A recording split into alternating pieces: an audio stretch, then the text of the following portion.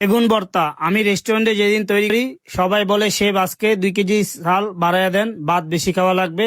ওদের নাকি গরু মাংস থেকে এই বেগুন ভর্তাই সব থেকে ভালো লাগে। প্রথমে আমি 6.5 কেজি পরিমাণ বেগুন সুন্দর করে বয়েল করে সামড়া ছিলে নিয়ে নিচ্ছি দেখেন। এখন এগুলি সুন্দর করে ভালো মতো ম্যাশ করে নিতে হবে। একটু সময় নিয়ে একটু ভালো মতো ফিনিশিং করে ম্যাশ করে নেবেন, তাহলে দেখতে সুন্দর লাগে, খেতেও ভালো লাগে। এখন ম্যাশ করা শেষ। একটা কড়াইতে দিয়ে দিচ্ছি সরিষার তেল। বাসায় এটা না থাকলে সোয়াবিন তেল ইউজ করতে পারেন, তবে সরিষার তেল দিলে টেস্টটা ভালো আসে।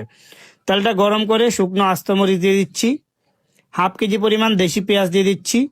পেঁয়াজটা হালকা নাড়াচাড়া করে নিব। পেঁয়াজটা যখন হালকা নরম হয়ে যাবে কিছু পরিমাণ কাঁচামরিচ আমি এখানে দিয়ে দিচ্ছি। এরপরে শুকনো মরিচ চিলি ফ্লেক্স করে দিয়ে দিচ্ছি। আপনারা আপনাদের স্পাইসি অনুযায়ী স্বাদ অনুযায়ী দিয়ে দিবেন, যতটুকু স্পাইসি পছন্দ করেন। এগুলি এখন সুন্দর করে একটু ভেজে নিব। এখন দিয়ে দিচ্ছি পরিমাণ মতো লবণ। পেঁয়াজগুলি এখানে আমি বেশিক্ষণ ভাজবো না, হালকা একটু নরম হয়ে যাওয়া পর্যন্ত অপেক্ষা করব। যখন হালকা নরম হয়ে যাবে এখন আমি এখানে ম্যাশ করা বেগুনগুলি দিয়ে দিচ্ছি। দেখেন আমি বেগুন সবগুলি দিয়ে দিচ্ছি এখানে। বেগুনগুলি দিয়ে এখন চুলার হিটটা একেবারে হাই করে এগুলি সুন্দর করে এখানে ভেজে নিতে হবে, তাহলে আপনার খেতে ভালো লাগবে।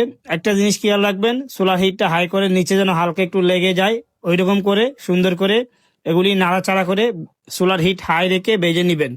নিচে যদি বেগুন একটু হালকা লেগে যায় তাহলে আপনার খেতে ভালো লাগে। আবার দেখেন পুড়ে ফেলবেন না, একটু কড়া করে এখানে ভেজে নেবেন। দেখেন এখন মোটামুটি ভাজা শেষ।